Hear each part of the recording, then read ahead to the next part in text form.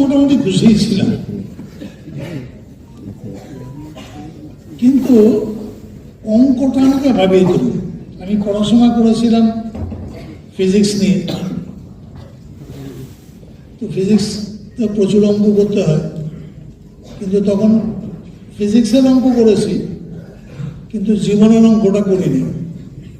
জীবনের অঙ্কটা করা শুরু তখন তখন দেখলাম যে যত দিন যাচ্ছে আমি গরিব হচ্ছি। আরে আমার বয়স বাড়ছে, আমার পজিশন বাড়ছে, আমার দায়িত্ব বাড়ছে, আমার কর্তব্য বাড়ছে, কিন্তু আমি গরিব হচ্ছি। Can you realise? এটা কি অনুভব করতে পারো? হ্যাঁ, কেউ পারবে বলতে? আমার মনে হলো যে আমি গরিব হচ্ছি। কেন?